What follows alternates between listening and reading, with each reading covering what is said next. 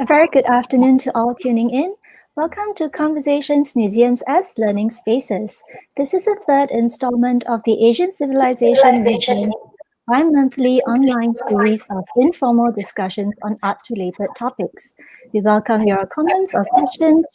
Please post them in the comment section below and we will select a few to share with everyone. I am Prunella Ong from the audience team at the museum and I will be your host and moderator today. With me, I have my fellow education colleagues, Melissa Viswani and Priscilla Lee, who are managing everything behind the scenes to make sure our program runs smoothly. We are about 3 months into phase 2, and it's been almost 10 months since the COVID-19 pandemic struck Singapore and other parts of the world. This has caused a flurry of digital programs and resources for schools from cultural institutions worldwide due to the restrictions of gathering in large groups and going outdoors. This has prompted us at ASEAN to think about how the role of arts and museums as learning spaces has shifted and how the public, especially teachers, students, and parents, can make use of resources in and out of the classroom. So today we have a very interesting panel of speakers who will share their perspectives with us, and I would like to welcome everyone. Hello, please give a short introduction of yourself, what you do, and the audience that you work with. Maybe we can start with Ai Wei, please. Sure. Good afternoon, everyone. My name is Xiao Ai Wei, and I'm the Deputy Director and Master Teacher at the Singapore Teachers Academy for the Arts, STAR. The Academy is part of the Ministry of Education, and we were formed in 2011 to provide an array of professional development opportunities to meet the diverse learning needs of our art and music teachers. So we host large-scale conferences and symposiums, as well as conduct small-scale multi-part programs where we work with the same group of teachers over 3 to 4 weeks or even over months. So for art, we really look into designing PD opportunities to nurture the professional identity of art teachers as learning designers, as teacher artists, teacher collaborator, and teacher researcher. So one of the PD programs or focus is on museum-based learning, because museum-based learning is a core learning experience for primary 4 students and a recommended experience for the lower secondary level. So in my previous life, before joining STAR, I was a teaching resident and a museum educator at the Museum of Modern Art in New York City. And then I switched over to the Whitney Museum of American Art to oversee school and teacher programs. Prior to returning to Singapore, I did a 2-year stint as an assistant professor at Tamagawa University in Tokyo, Japan. Thank you, Ai Wei. Next, we have Dr. Edmund Chow from LaSalle. Hi, good afternoon, everyone. My name is Edmund Chow. I'm an applied theatre practitioner. To put it very simply, it means to use theatre and drama processes for non-entertainment purposes, for education, for therapy, for community building, etc. So I have worked in my own background across schools, in prisons, in psychiatric hospitals, in conflict zones in Afghanistan. But currently, right now, I'm managing the MA program at LaSalle in Arts Pedagogy and Practice. And my students come from very diverse professions that include dance, visual arts, music, theater, design, and even curatorial practice. And in our program, we basically equip arts practitioners to develop the confidence and skills to do research in arts education and in very specific transdisciplinary ways to create new pedagogies. Yeah. Thank you, Edmund. Next, we have Sit Fan. Hello, thank you, Prunella, for the opportunity to speak at this panel with my fellow educator. So, as an art teacher for more than 20 years, adjunct lecturer for the past 14. So I've actually founded Art Love more than 10 years ago with the purpose of nurturing creativity through art. Back then, the focus was a lot more to copy the art of great artists, I've come to realize that art love can make a bigger impact to the art scene by equipping teachers with a tool to guide young children through interactive play, open-ended questions, and very rich art experiences and exploration. So that's why you can see a lot of us art love traces in heritage trails, arts integration in the curriculum for the preschool, facilitators training, meaning the preschool teachers training, designing of the museum teaching kits, museum-based learning program with the National Heritage Board. Thank you. Thank you, Sitfan. Finally, we have Shahira from NAFA. Hi, a very good afternoon to all. I'm Shahira and I'm a lecturer with the Arts Management Program in Nanyang Academy of Fine Arts, NAFA. So here we are about training the arts managers of the future. So I focus on industry-based learning modules and projects for the diploma program. One of these modules that I lead is Managing Heritage.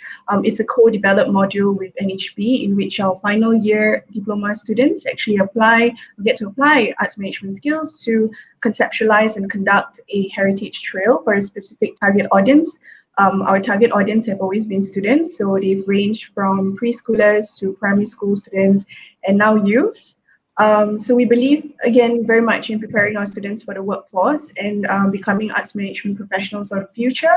And this module actually helps them to understand outreach, how it works in a museum, while letting, of course, them to have the space to apply their skills as arts management students. Before I was teaching, I was a communication specialist. I think one of the last few projects I was looking at was corporate social responsibility strategies for UOB Art. So it's right up my alley. I've always been looking at things that really focuses on specific target audience. Thank you, Shahira. So, ladies and gentlemen, just a reminder that if you have questions for the panelists, do put them down in the comment section and we will select a few to ask them later. Now, let's start off with our first point of discussion. What are some ways that educators, parents, students, or even other institutions can use museums as a resource? Maybe we could start with Aiwei. Aiwei, how does STAR see the museum as a resource? Sure. Since I oversee the PD of art teachers, I'm going to focus on that. So for art teachers, of course, the museum is the place to go to bring our students to see the real thing, right? When students encounter the real work of art, the materiality really comes through. They look at the materials up close, what the artists use, and then the textural quality of the artwork also comes through when they see the work in person. In some cases, the viewer-size relationship is really important. And it's something that you're not going to be able to, that kind of emotional and visceral response of seeing the artwork in person is just not going to be replicated when you see it on the screen. To reference the German philosopher Walter Benjamin, he said that, there's aura in the artwork, in the original work of art. So I do want to encounter the real work and get some of that aura. Besides seeing the real thing, engaging in guided inquiry about an artwork, it's a great way for students and teachers to learn that there are multiple perspectives. The aesthetics experience through direct encounters with objects and through conversation as well really can spark new understanding that complements the art making back in the classroom. So through a visit to the museum, students really encounter different types of artwork and learn that art tells stories about our world. Art can help us to see the world in new ways, or art influence how we live. So if we take that stance, right, then students and teachers as well understand that the role of the artist is not a sculptor or painter. The role of the artist is really to tell stories about our lived experiences, to be an experimenter and push boundaries about what art can be, and to be a commentator about social and cultural issues that we are encountering, that we encounter in our society today. So that's how we are asking our teachers to consider the museum as a learning space. Thank you, Aiwei. I do like your point on discussing societal issues through art and cultural objects. Edmund, would you like to expand on that point with respect to arts appreciation and theatre?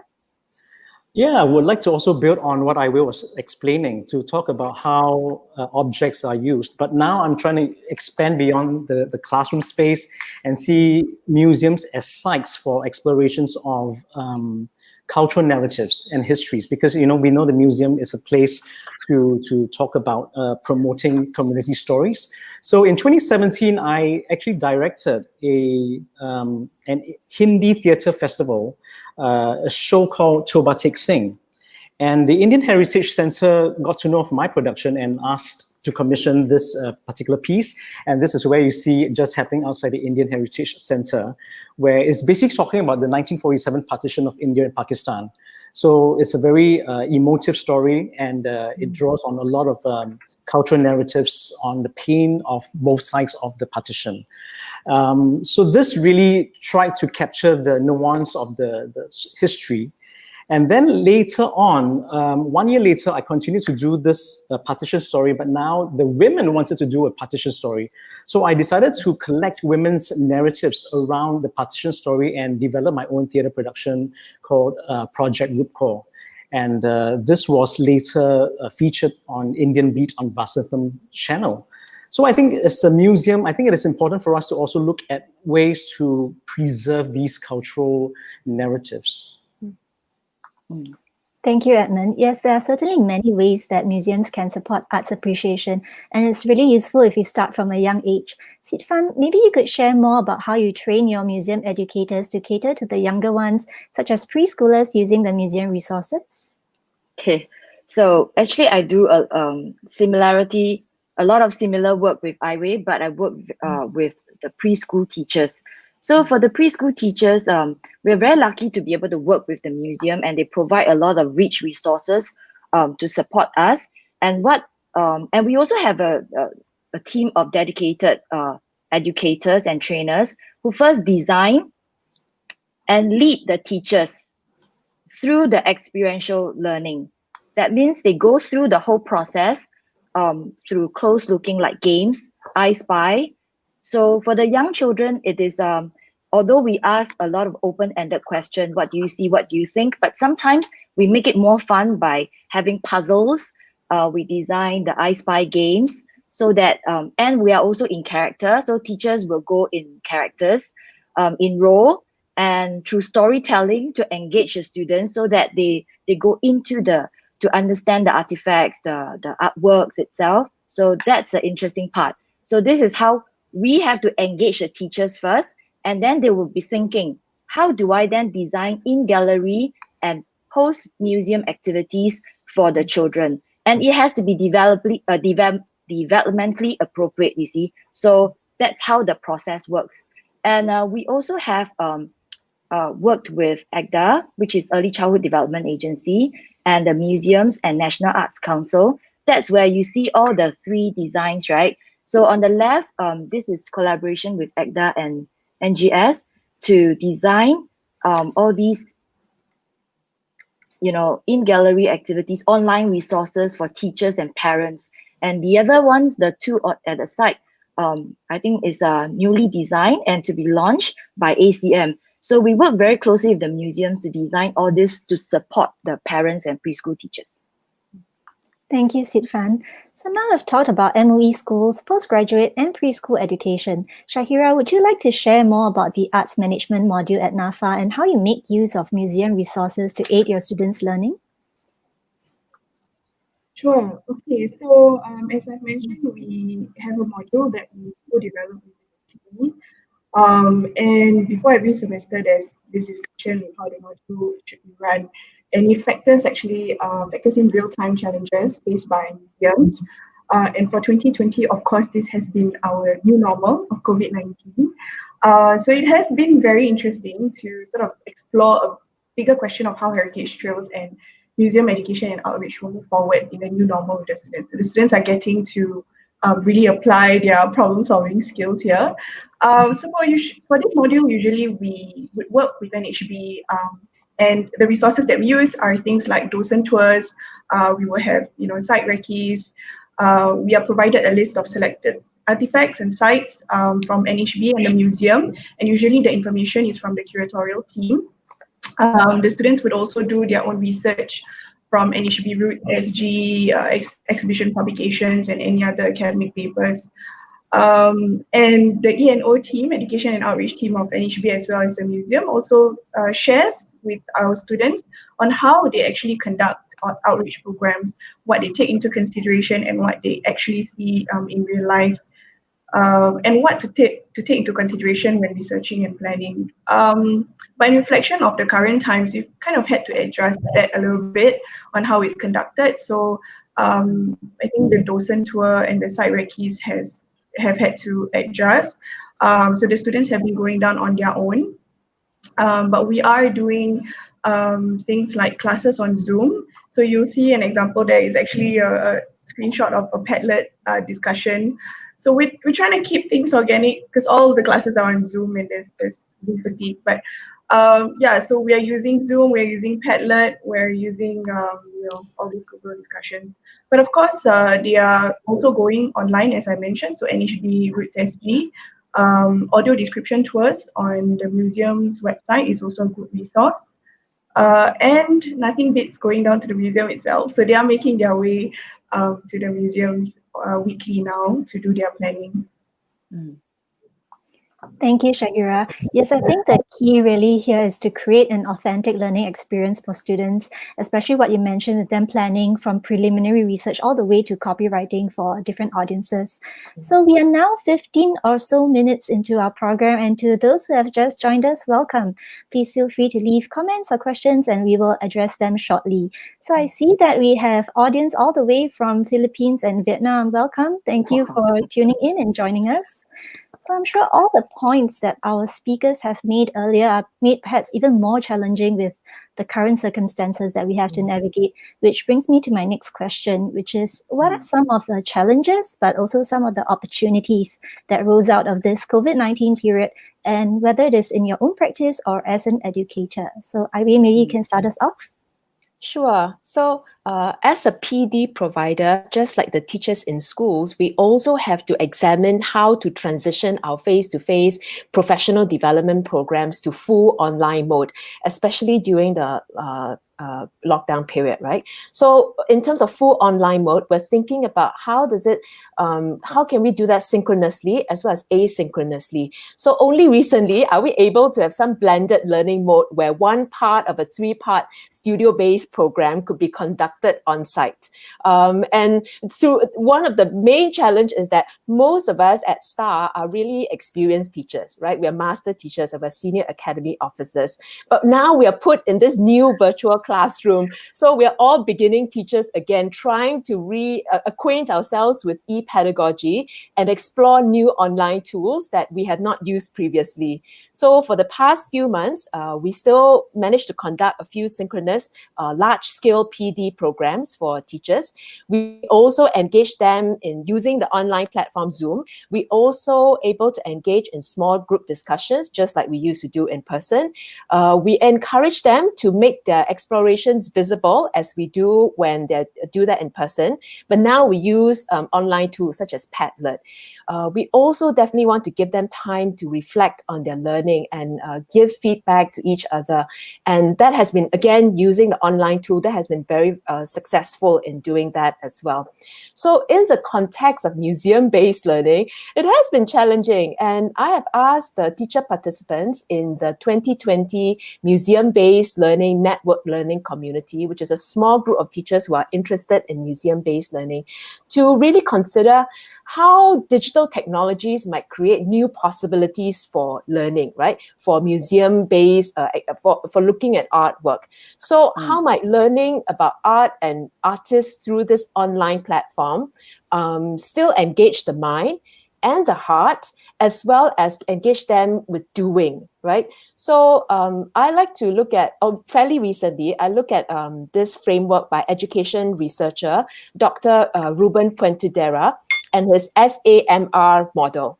So it really got me thinking about technology and how we're not just using it to substitute or augment museum-based learning, but really thinking about leveraging technology to modify or even redefine the learning. And I'm new to it. I'm still thinking about how do we modify and redefine the museum learning experience using the screen.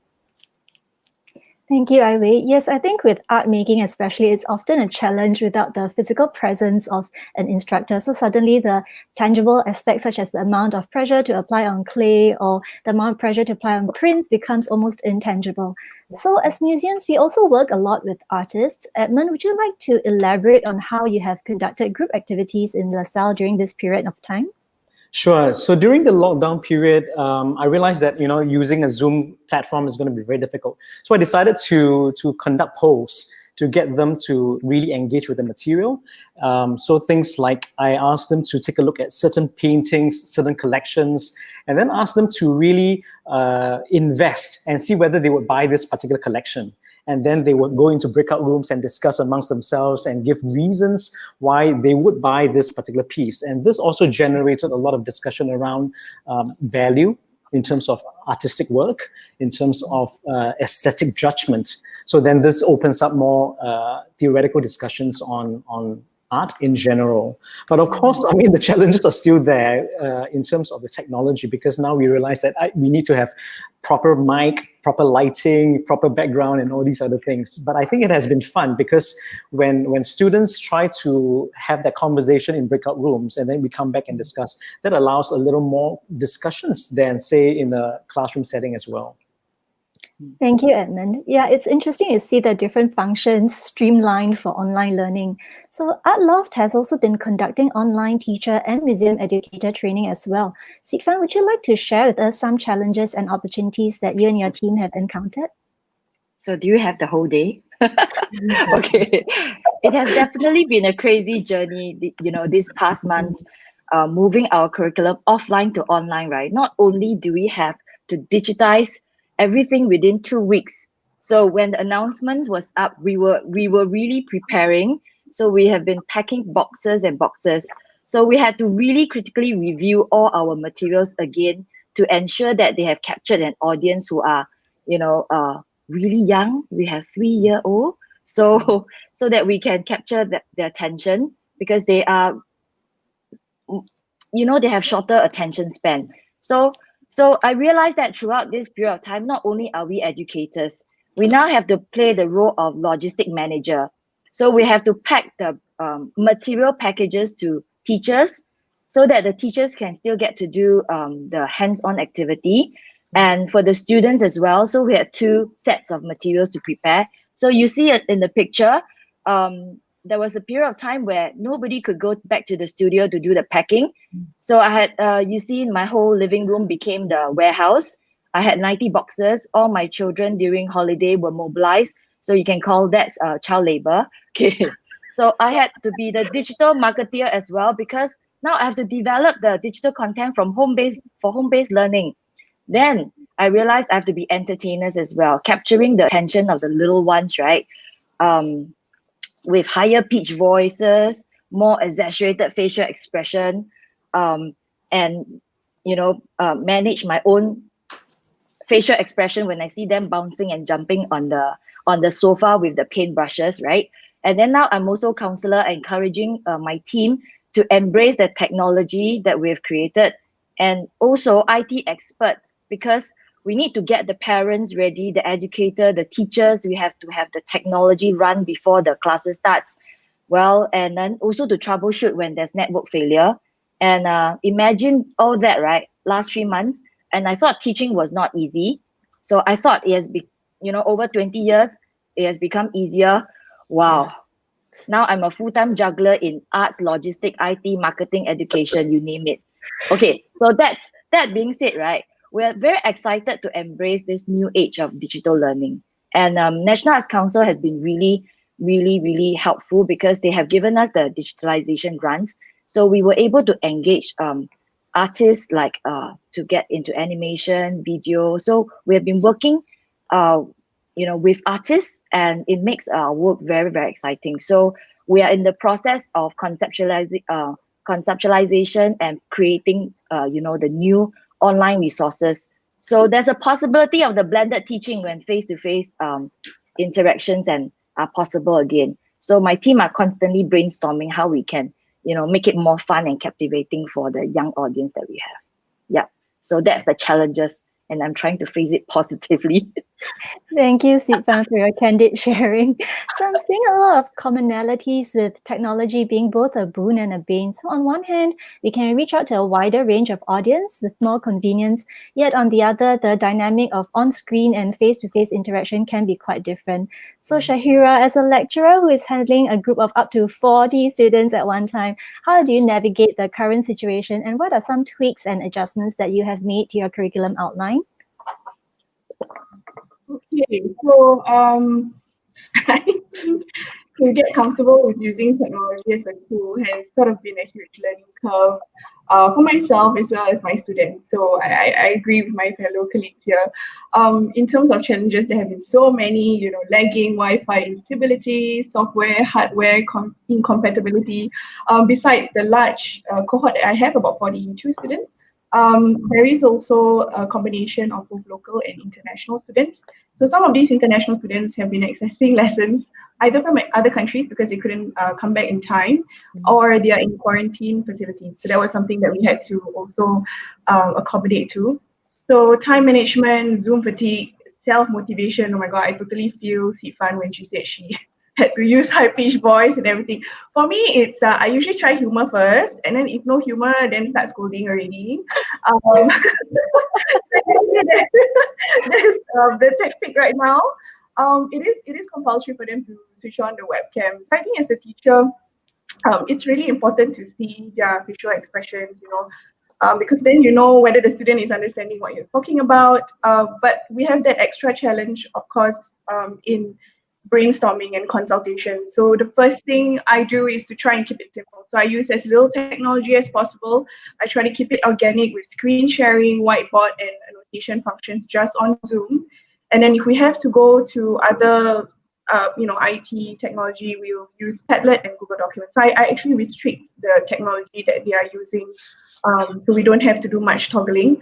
The other thing is to break them up into breakout rooms. So I keep it to 7 students per group.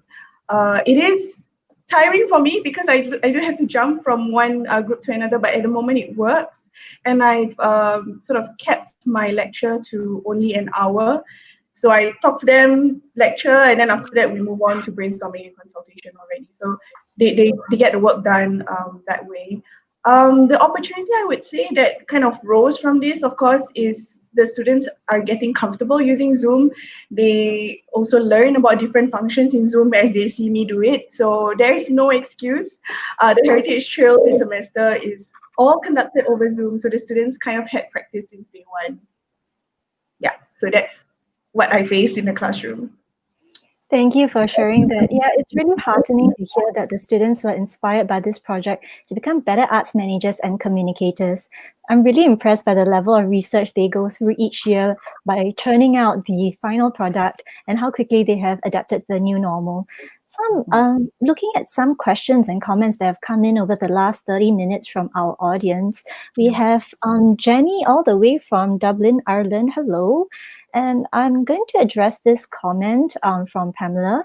How will all these changes impact learning even after COVID-19? So do any of the panelists wish to take this up? I can start first. Fairly recently, we've been conducting professional development online. And so fairly recently, we asked the teachers through a survey, say, okay, do you like to continue this approach, right? Having an online learning opportunities. And I thought that they would say, no, we really want to come in person so that the face-to-face interaction is better than this online experiences. And to my surprise, most of the teachers actually embrace the online platform because for them, they're very busy in the classroom. And for them, they're able to transition very quickly from the classroom setting and then transition into professional development in the school itself. And I think we have been so skilled in creating opportunities that are not just front-loading lecturing, but really using the online platform through the breakout rooms. We are able to get them to have small group discussion, right, where they're still exchanging ideas with each other. As I've mentioned previously as well, the sharing become more rapid actually, because they're able to use Padlet. So they're not just sharing this way, but they're also getting feedback from their colleagues, because the Padlet allows them to post responses, right? So I'm surprised that teachers really embrace this online platform for learning. Having said that, something that we're thinking about is in terms of blended learning, right? What are some opportunities that lend itself to learning at home? For home-based learning, but what are some opportunities that should be better in the classroom or in person? And we talk about opportunities for collaborative learning, where you work on a project together. So there may be more face-to-face kind of learning, but when you're learning at home through what we have called the student learning space, which is an online platform for our students, maybe those are more contemplative, kind of reflection based work, where you write your artist statement, or you're reflecting on your process, or you learn about art and artists by watching a video. So we're thinking about what are some experiences that lend itself to in person, and what are some experiences that lend itself to more online. Thank you for sharing, Iwei. Does any other panelists want to address this question before we move on?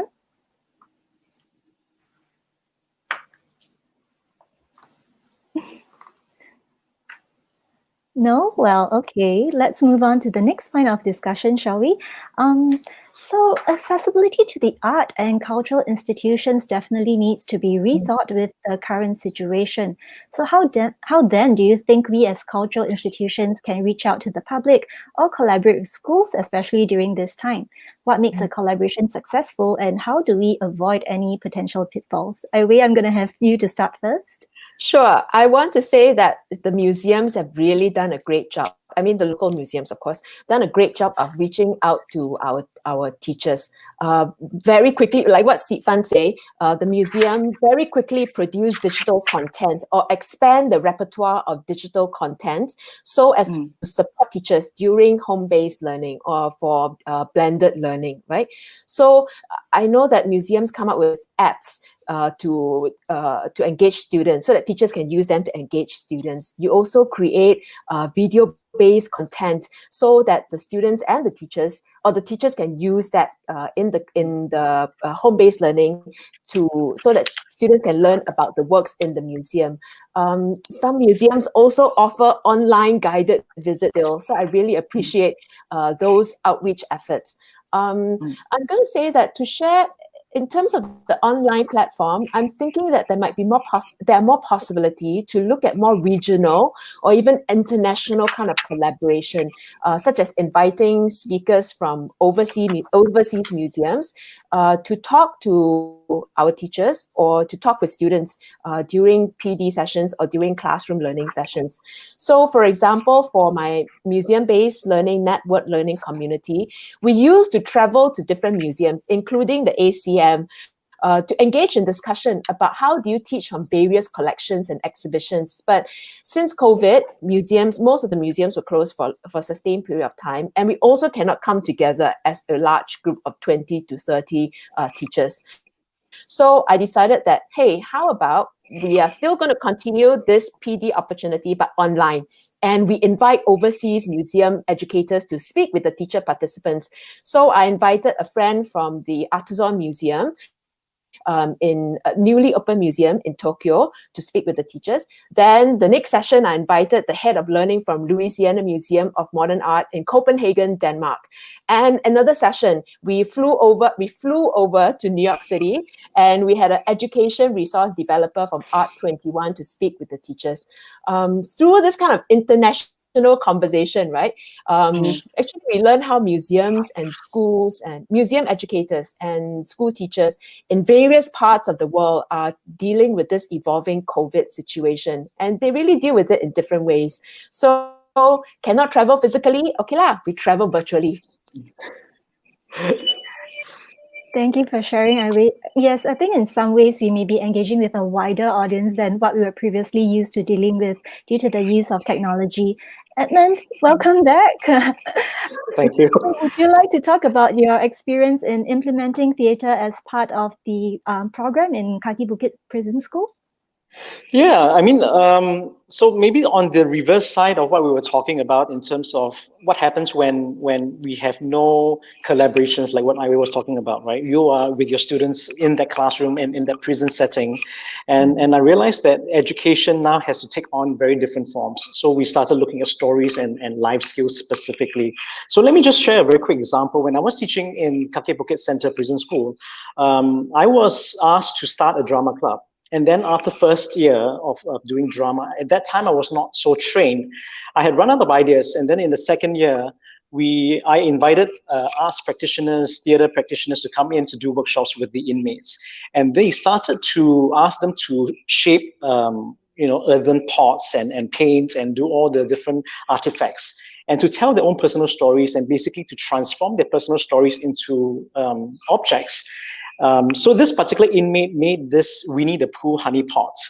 And there's a really beautiful pot, as you can see on the screen, but there is a chain that is going around the lid. And then casually, I was just asking, if the honey is inside the pot, and if there's a chain, how are you going to get the honey? And he said, you just have to smash it. And, it was a beautiful pot, and to smash a piece of art felt like there was something that I couldn't handle as a teacher. What if I, ask him to share more and tell me more about all these things? What if it's like the Pandora's box opening up and then all the different issues, personal issues that I couldn't handle. So that was a time when I realized that I couldn't probe further because I was not trained to do counseling or any kind of therapy. So then that triggered me to do my master's. But I came back to the prisons after my master's because I did applied theatre and drama therapy. And then I developed a life skills program because now I had more confidence to deal with personal stories. And then later on, there's one particular episode in the prison where one inmate said that, I'm going to be released in 2 weeks' time. Can you just tell me what can I do to gain the trust of my family members because I've been in and out of prison many times. So we did his fictional story. And to keep it really, really short, in the fictional story, this inmate was basically watching TV at home and not looking for a job. And the mother just said, you need to go and look for a job. And after all the nagging, the inmate shouted at the mother and said, don't nag at me, you're very annoying. So he left home and found his older friends who advised him to peddle drugs again. And because of the situation, he decided to do it. And then he gave the money to the mother. So the mother says, where did you get the money from? And he says, I got advanced salary from my boss. So then I stopped the drama and asked the inmates to see whether this inmate had gained the trust of the mother. And they all said no. So I asked, if you know foreign theaters, you get to replace the main character. So I asked someone else to play the main character, and we played the same scene again. And in the interaction with the mother, this other inmate had a much more gentle approach to talking to the mother. And then the original inmate says, I didn't know you can talk to your mother like this because I talk to my own mother like this. That's what he said. So that moment of insight allowed him to really rehearse a possible way of living, a possible way for reality to happen in the event that he has to face his own mother when he's released. So I think in prisons as well as in museums, if we can perhaps look at stories that are living, then we are able to perhaps also find ways to do some kind of life skills, some kind of transformation of these stories to give people more confidence to move around their own personal difficulties and challenges. That was very insightful. Thank you, Edmund. Learning out of the curriculum context is something that the museum is constantly trying to achieve, especially with public programs and engaging tertiary level students. Sitfan, would you like to share more about how ArtLoft has collaborated with some NHB institutions to design programs for different age groups?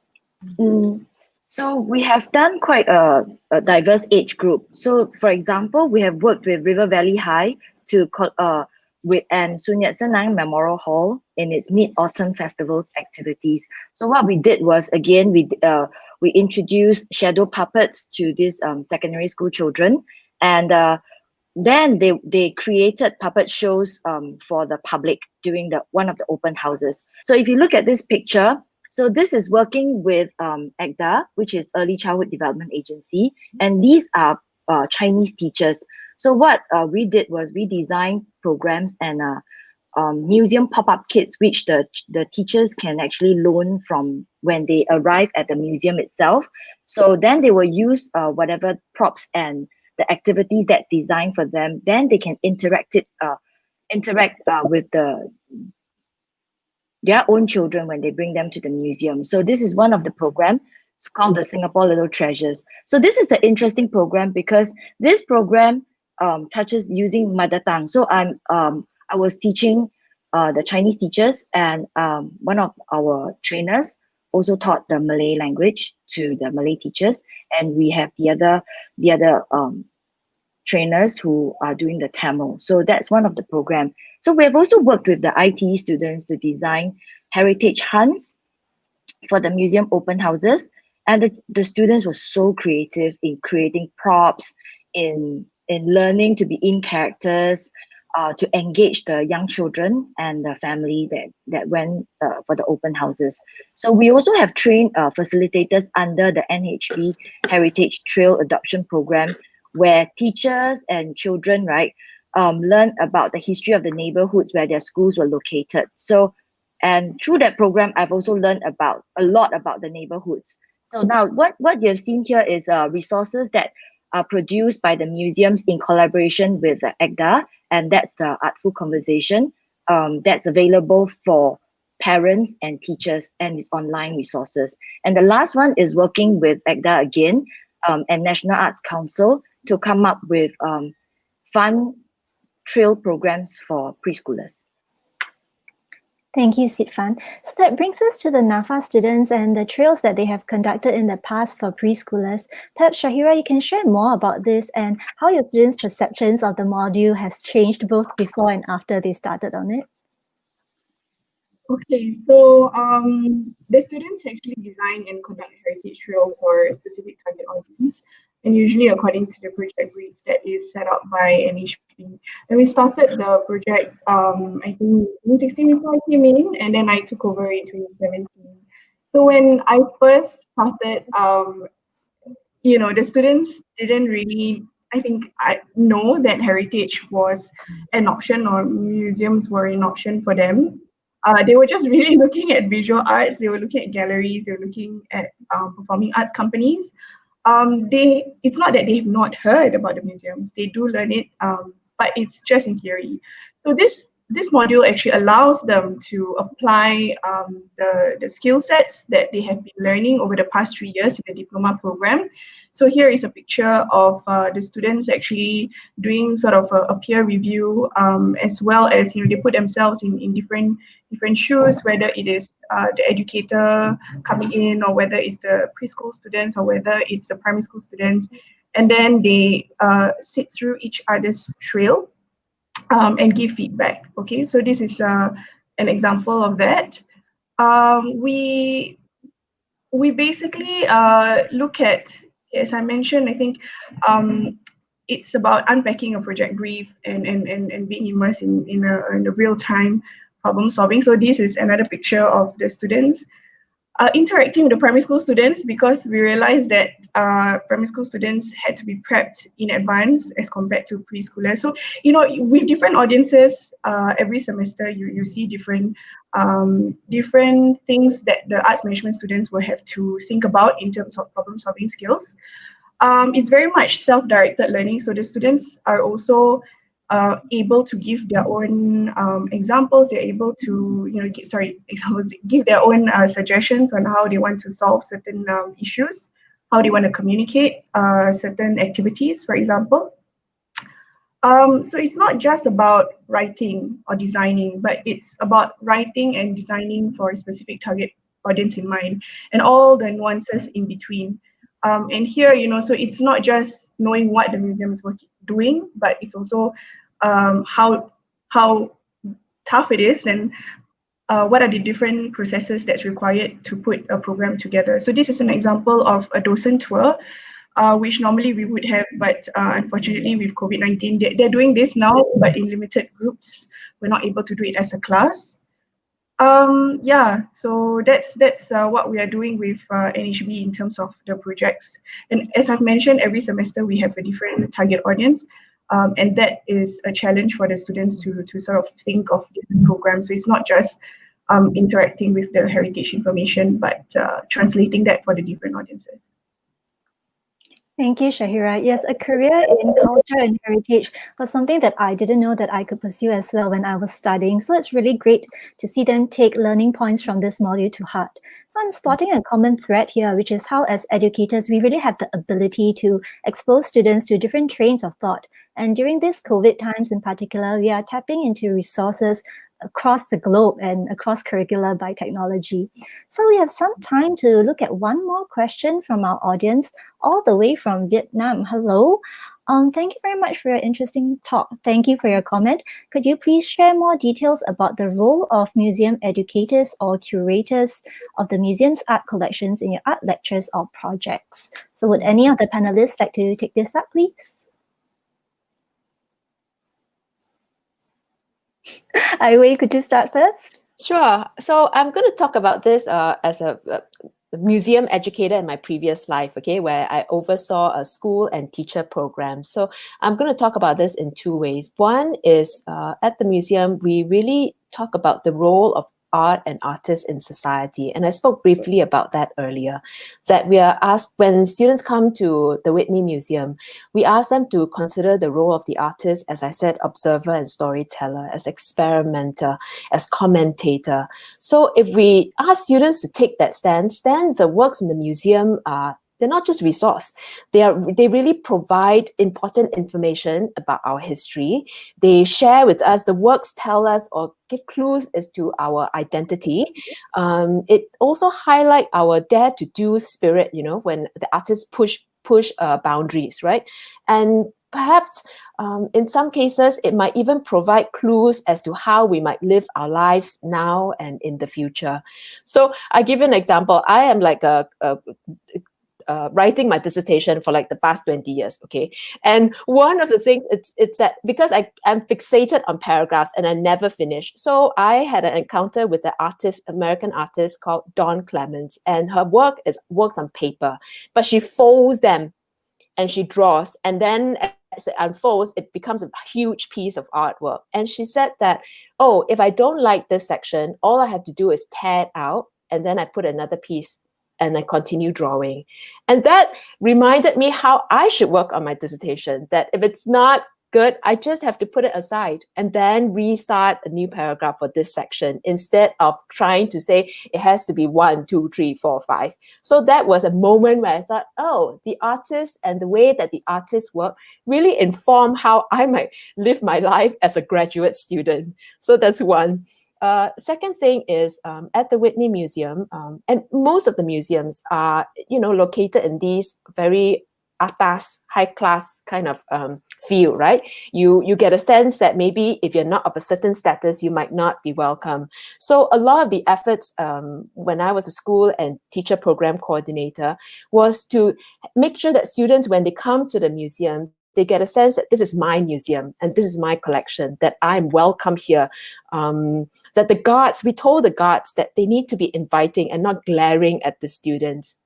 So those are some ways that at the Whitney, we have been thinking about inviting, or the way that we reach out to our audience, which is specifically teachers and students. Thank you, Ai Wei. Shahira, your thoughts on this? Sure. Okay, so I think for us, we've been exceptionally fortunate to collaborate with NHB and the partner museums. So in terms of how can museum educators or museum curators come in, I think being open to explore ideas, because one of the things that I noticed was relevance to the module. Right, so having that open discussion and being able to work out, how can we still meet the criteria of the module, of the curriculum, but still also at the same time giving sort of real-time project brief, real-time challenges into the brief. So that I felt was very, very key. So that's why we have discussions almost every semester before the module is run, just so we are, keeping in check with what the museums themselves are going through. Because as students, they just come and they view the exhibitions, but they don't actually, they rarely get a chance to understand the ongoings, behind the scenes of what happens in the museum. How do you put together a program? What considerations does the museum professionals have? What do the curators look at? The information that the curators have, and then taking that information and then again, putting it down into something that your target audience can understand, and running that with the target audience. So that's really key for us, at least for arts management, where arts management is concerned. Thank you, Shahira. Sitfan, would you like to share your thoughts? Okay, so I think because I really touched on the art, right, I will talk a little bit about the artifacts, the history, a little bit about the history part. So if you think that museum, me as an educator, if I'm that bridge to link the past to the present and make it relevant to the audience or the people that's listening to my tour, I think there's one thing that I need to understand. How do I engage them? How do I make it interesting for them to find out and go back with a wonder? Oh, that's interesting. I want to find out more about it. So I think that short period of time that I have with the people that I'm communicating to is very important. And because I know what's the objective, and then I will use different strategies to engage them. So that's how I see myself as the role as a museum educator. So I'm that bridge. And how do I get all these people, that's the children with me or the teachers with me, to cross that bridge and get them to wonder, linking the past to the present, and perhaps present think about the future. Thank you, Shahira. Thank you. So we have now come to almost the end of the session. Unfortunately, I would like to invite the panel to give your closing remarks on what you hope to see more of from museums or arts institutions and how we can continue to step in and assist the education sector. Let's have Ivy to start off, please. So for art, specifically for art museums, and at other museums as well, I think one thing that we may want to consider more of is the idea of making interdisciplinary connections, that the art museum can be a space for learning about history, social studies, but it also can be a space for learning about math and science, right? So how might we make those interdisciplinary connections so that, again, students understand the role of art and artists, not just as painter and sculptors, but really their larger role? That's one. I'm also thinking that as museum educators, one of your role, working with schools, one of the important part would be to really make effort to understand the subject for that students are studying, right? And these curriculum framework or the syllabus are readily available on the MOE website. You can access it. So I feel it's a role of the museum educators to learn about these information and then make those explicit connections when you reach out to the teachers. Thank you, Ivy. Next, we have Edmund. Please share your closing thoughts with us. Sure, thank you. I think in terms of museums as spaces, sometimes we feel like we are coming into a very big and grand and posh space. In the local language, you call it very atas, right? So I think sometimes students and even regular, citizens find it very inaccessible. It's like very daunting and threatening. So I'm just wondering whether we can move these spaces into the neighborhood, where we can even ask families to think about their traditional, say, family heirloom, or things that their grandparents have passed, from generation to the next generation. And we can start collecting all these different artifacts and start displaying them in a curated way, maybe in the void deck or in the CC, where, for a short period of time, we start understanding the narratives of our own families as well as the community, and then this allows our own traditions, our own cultural histories to be honored as well. So I think this is a way for us to move beyond these very specialized spaces in the museums. Thank you, Edmund. Sitfan, please.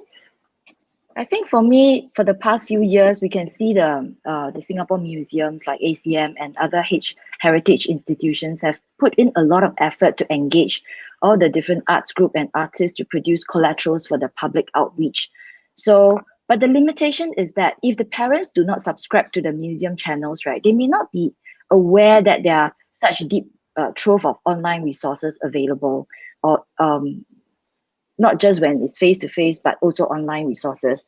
So especially this during this circuit breaker period, we are aware that parents have been seeking ideas to engage their children at home. So therefore, I think they need to be aware of this channel in order to get engaged. So the other wish that I have for the art, heritage, and culture appreciation is to be further integrated into the preschool core curriculum. So like what Iway is saying, right? So if all these appreciation is in the core curriculum, so that we can send messages to parents and educators that art, culture, and heritage is an important learning tool to develop the mind of our young ones. Thank you, Sitfan. Finally, Shahira, would you like to share any final thoughts with us? Stand by what I mentioned just now, just before this, about museums being open to working with schools to make sure that we achieve module requirements and curriculum. So that's key. In tertiary education, for us, I think we are really looking at allowing opportunities for students to apply what they have learned. So really very much in context. So these are really very valuable opportunities for them. In regard to our partnership this year, alone for 2020, we have managed to experiment with 2 different formats for heritage trails. One was before the lockdown, before things were really serious. We were looking at how could we get educators to bring the students for self-guided trails. And then now we're looking at having trails that go beyond the 4 walls of the museum, which is something that is online. So it is very interesting because we get to really explore that question of, what happens when the museum is no longer confined to that 4 walls, right? How do we look at the art business or the museum business in the future, looking forward? So here for arts management, I think it's really an interesting time. And for any educators or any museums who are looking to work together, I do encourage this, as I've mentioned. It is a really good opportunity for the students to explore industry-based learning, self-directed learning, and gives them a lot more confidence, and also a unique opportunity. Maybe wasn't the original intent, but my students are now developing a skill to be comfortable with technology, to develop programs that are online. And that is key to employability and sort of future-proofing themselves for arts management. Thank you for your closing comments. It's certainly given us a lot to think about. We've come to the end of this month's Conversations Museums as Learning Spaces, and I hope we all walk away from this session with a renewed idea of spaces for learning and the role that the arts and museums can play in today's education landscape. So thank you once again, everyone, for your sharing, and to our audience tuning in from wherever you are. Before we end the live stream, we would appreciate your feedback on today's session.